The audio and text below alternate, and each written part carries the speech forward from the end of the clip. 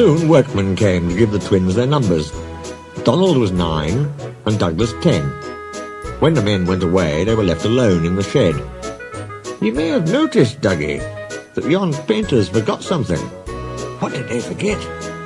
They painted braw new numbers on our tenders, but they put none on us. Donald winked broadly at his twin. You mean, grinned Douglas, that we can... Just that, chuckled Donald. Who'd you wished? Here's the inspector.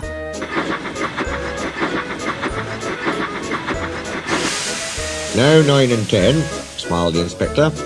Here's Duck. He'll show you round before you start work. The twins enjoyed themselves and were soon friends with Duck. They didn't mind what they did. They tackled goods trains and coaches easily. For once the twins had shunted them, trucks knew better than to try any tricks. We like it fine here, said Donald. That's good, smiled Duck. But take my tip. Watch out for Gordon, Henry and James. They're sure to try some nonsense. Give a fash yourself, chuckled Douglas. We'll soon settle them. Donald and Douglas had deep-toned whistles. They sound like buses, said Gordon. Or ships, sniggered Henry. Tugboat Annie, laughed Gordon. Ha, ha, ha. Donald and Douglas cruised quietly up, one on each side. You wouldn't be making fun of us, would you now? Asked Donald. Gordon and Henry jumped. They glanced nervously from side to side. No, said Gordon. No, certainly not, said Henry. That's fine, said Douglas. Now just mind the both of you, and keep it that way. That was the way Gordon and Henry kept it. Every day, punctually at 3:30, Gordon steams in with the express. It is called the Wild Nor'Wester, and is full of people from England, Wales and Scotland. There is also a special coach for passengers travelling to places on Thomas's branch line. When the other coaches are taken away empty, engines have to remember to shunt the special coach to the bay platform. It doesn't wait there long. Thomas, with Annie and Clarabelle, comes hurrying from the junction to fetch it. Thomas is very proud of his special coach.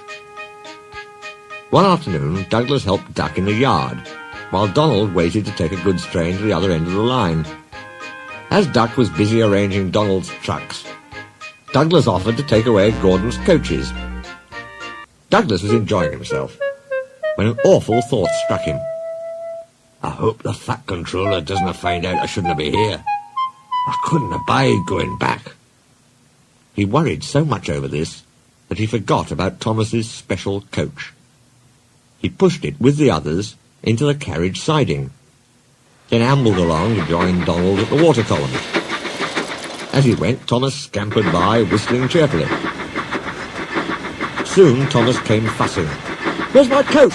Coach? Asked Donald. What coach?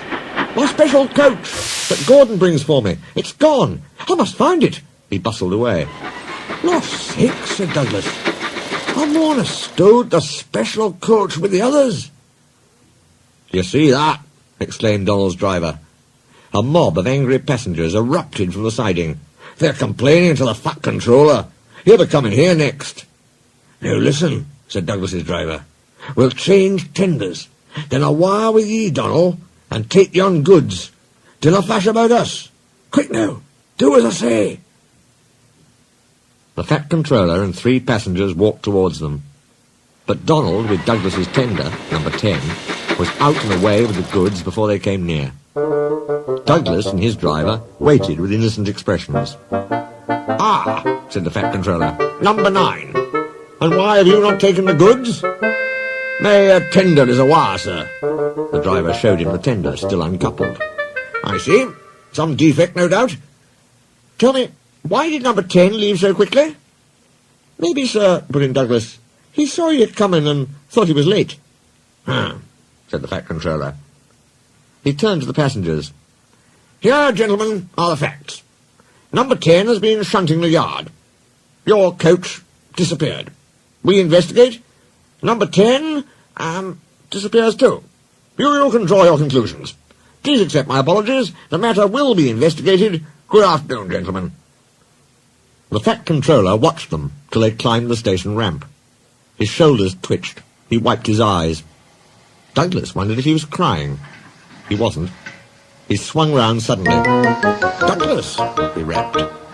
Why are you masquerading MacDonald's tender?